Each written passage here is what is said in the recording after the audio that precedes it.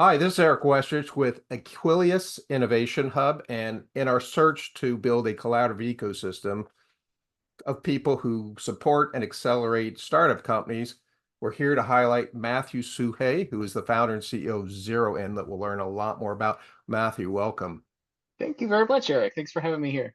Now, if you want to meet Matthew in person, you can if you attend our Clean Tech Symposium at Aquilius in Rancho Bernardo, San Diego, California. So, Matthew, ZeroIn climate. I'm seeing lots of technology, programming, climate. How did you get interested in technology, specifically programming? First of all, was that something you did as a coding club early, or were you like my son who just got into it very late and stumbled on it? What was your journey like into the coding part of this? No, I've been doing things with coding and computers probably as far back as I can really remember. Back in the days when if you wanted to have a website or something like that, you had to go through Angel Fire or get like an Excite site, I think is what they were called. So that's basically where I started. And then all through high school, I was part of some kind of computer-based thing, and all the way through college, got my degree, and have been doing it professionally for the past 15 years. What was your first computer? Very first computer was a Commodore 64. Very interesting. Yeah, I Yeah, still I yeah. still remember all the load commands to get my games running and everything. So Well, I bet. I remember I was a computer lab TA, and if we wanted software, we had to write it ourselves. There yeah. wasn't there wasn't any software you could even copy and paste. So that was pretty bad. So I assume the computer then came before the climate interest. Yes, much sooner. So why'd you get interested in climate? Did it happen all of a sudden? Was there one incident that opened your eyes or made you really passionate about that, or was that something that happened over time also? Yeah, it's one of those really interesting questions because I've been sort of through a lot of different industries in my career, and looking at environmentalism and climate has always been one of those things that I've come back to. Mostly just been in my personal life. We do as much as we can to be as zero waste as possible, and recycling and donations and all that kind of stuff. And it really wasn't until I think it was last September or last October I was brought into a climate tech fellowship. And Okay. one of the parts of it was we could basically pitch a capstone project. And one of the things that I had an idea for was the idea behind ZeroIn, because I was trying to look for new products, like really simple everyday products like laundry detergent or something like that. And there was no good way of finding it. There was no good information about what was good, what was bad, what worked, what didn't work. And it was really difficult to sort of read through the marketing because, the marketers, they just want you to buy a thing. They don't really care how good or how bad it is. And so they're going to say whatever they need to get your money. So that was kind of where that idea sort of blossomed from. And then Capstone led to company and has led me to speaking to you today. So, to get into this fellowship, what made you apply to that particular fellowship at that particular time?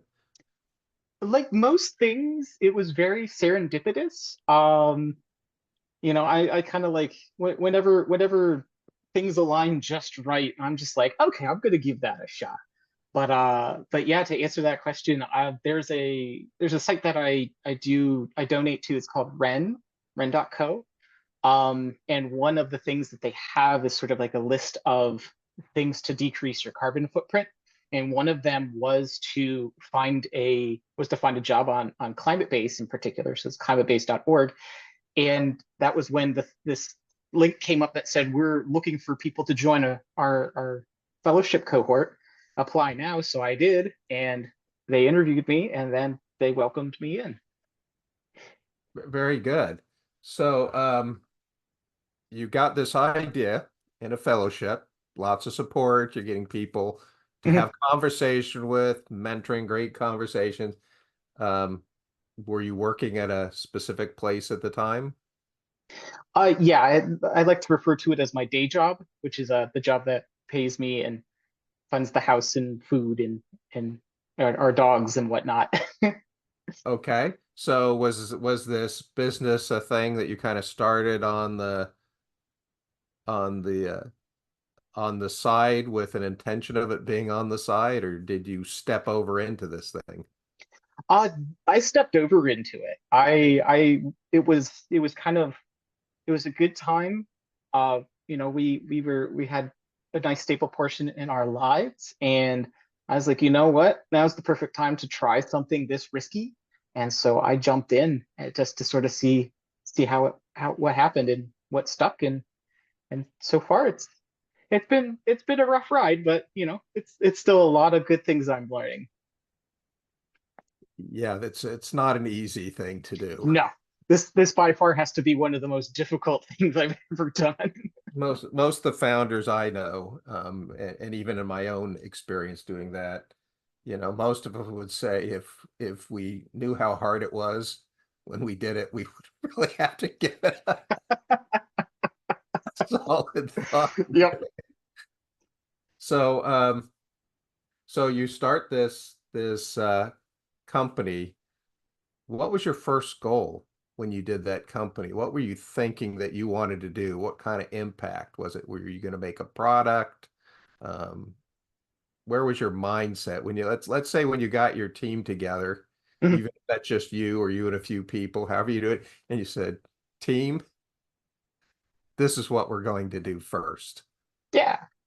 Um, yeah, the first thing that we really wanted to do was sort of build something that people could come to, and so they could see essentially the information that these companies and these products aren't really telling you. It was just going to be something that you would come in, you would say, "Hey, I'm interested in finding this particular thing or this replacement that at my grocery store. What are the recommendations?" And then we would basically just give them a recommendation, be like, "This is what we recommend. This is why. These are all their certifications. These are But the what is plastic it? saved." But what is it you think they were really going with? Is they this market that we Yeah. talk about, in their day-to-day lives? What are they concerned about? And that's one of the great questions when it comes to climate tech and clean tech is, you you have all of these great ideas and you're like, I want to do good and I want to try and fix this big problem with climate in particular. And I think everyone also wants to do it. And so and it's kind of one of those difficult things where, yeah, you do have that small cohort of people that really do want to help you because they're like, yes, this is a problem, I want to help dedicate myself to this. But then you also do have the vast majority of people that are out there that, they're just trying to make a life for themselves and their family. And it's trying to figure out how to reach those particular people that is Right, because really, really difficult. you need to talk about having an impact, a transformation Mhm. or something. You're going to make their lives different somewhere. It's not going to be the same after they come in contact with ZeroIn. Their life is somehow going to be different. And for example, corporate has a couple problems.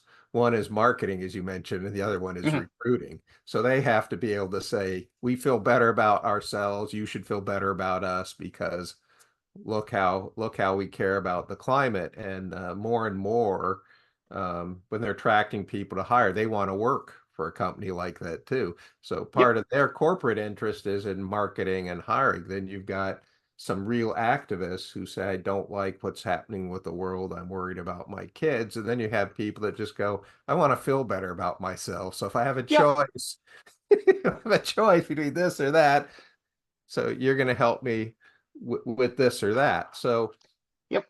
I guess, when you, after you got off that big high of telling people, this is what we want to do, we agree. Yep. What was that first big shot in the gut that said, oh, here's our biggest problem we need to overcome to get that? What was that first big problem and how did you feel about that? Yeah, that first big problem, I guess, building off exactly what I was talking about with people is, we got our MVP out.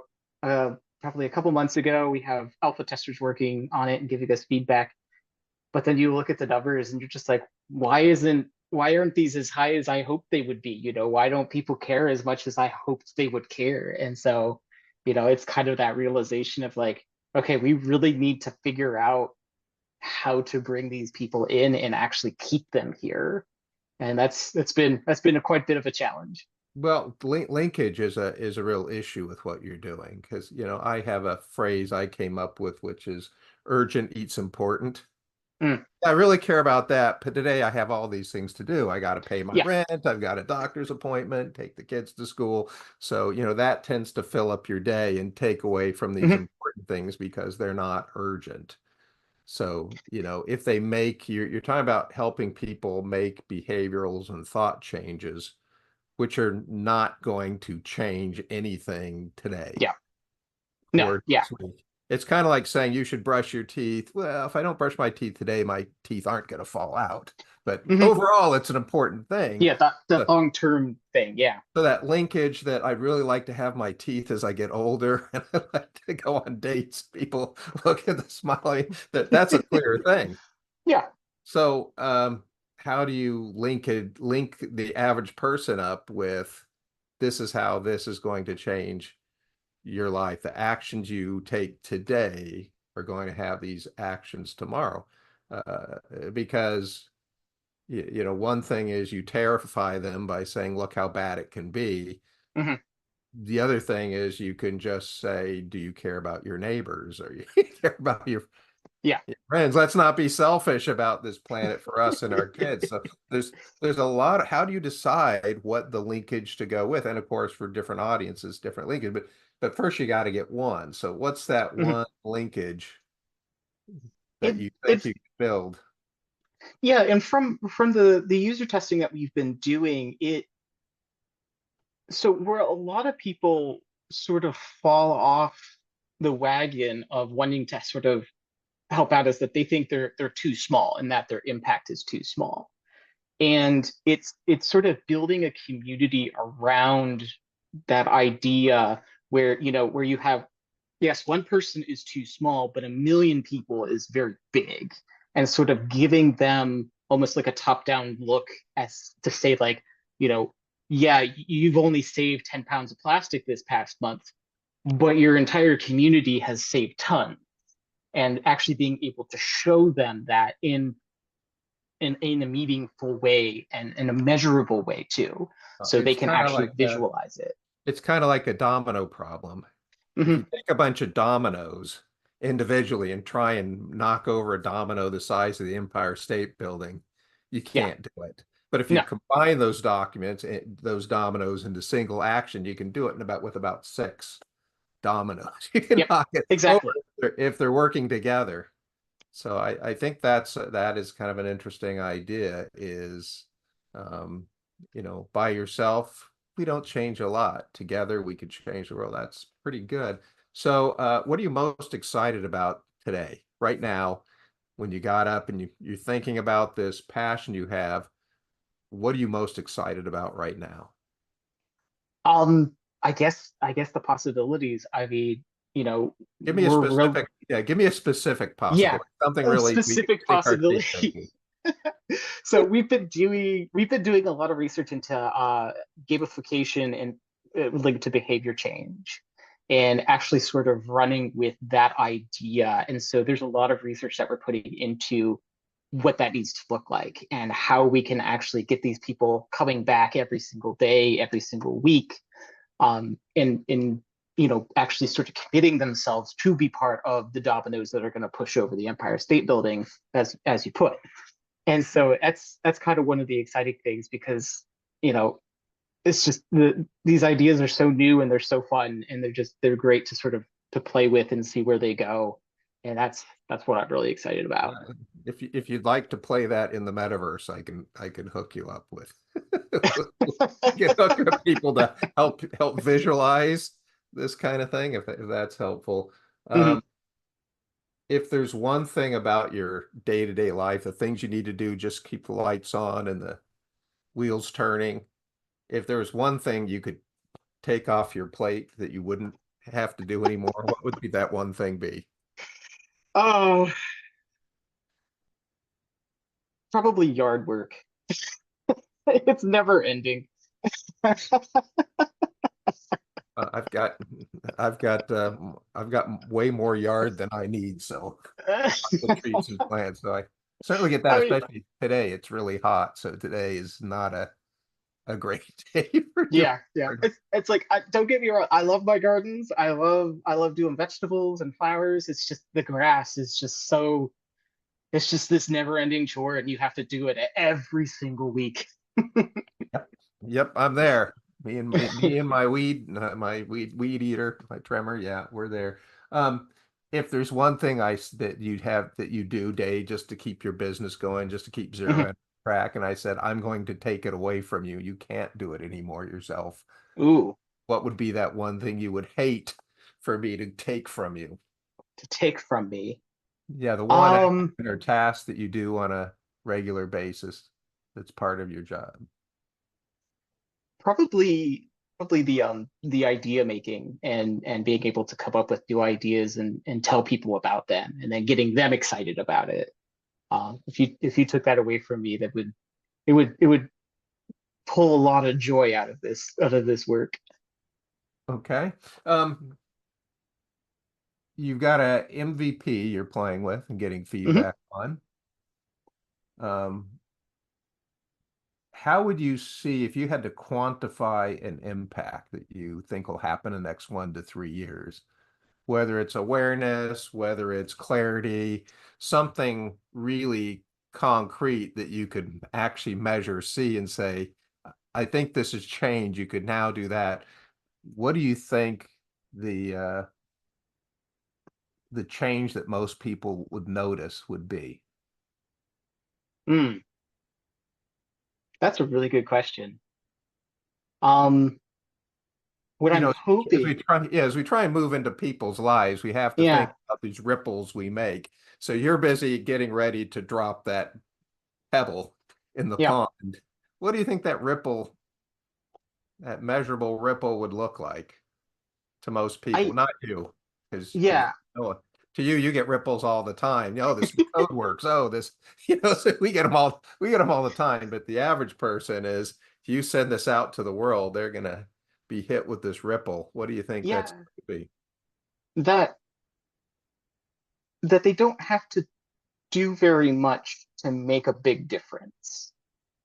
And sharing those ideas with the people around them and the people that are closest to them, and just sort of seeing those ideas as they move out through society and actually sort of start seeing things change. I think that would be really huge.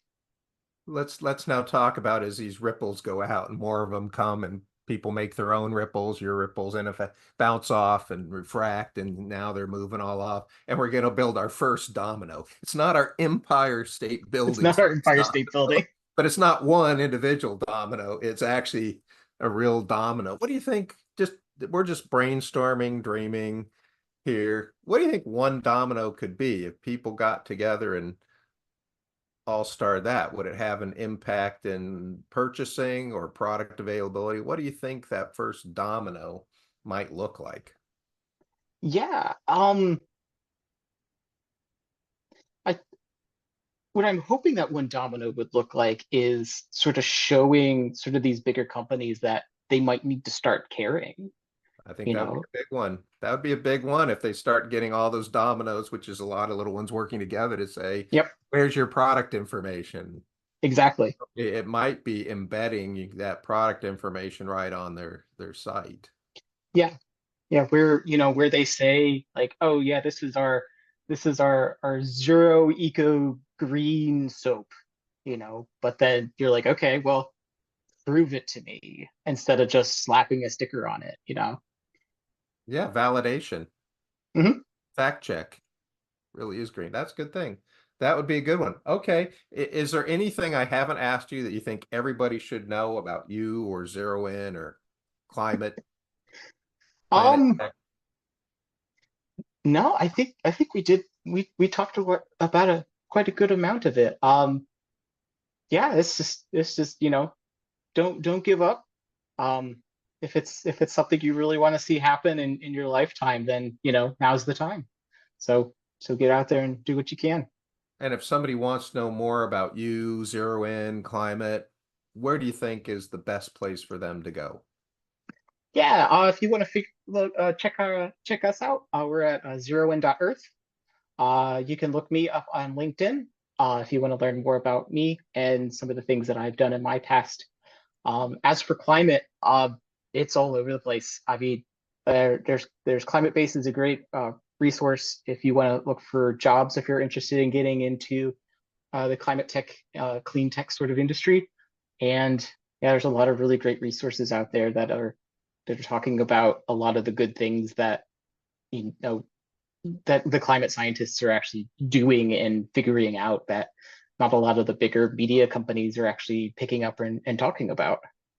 And of course, Zero In is ZeroIn dot Earth. And if you Yep, want to look up Matthew Suhay on LinkedIn, it's Matthew Suhay. You can find him yep, there. that is correct. And again, you can find Matthew more on, you'll be able to hear his talk actually afterwards, both either live in person or virtually live, or you can hit it on record on our YouTube channel. And you can always find that at aquilius.com.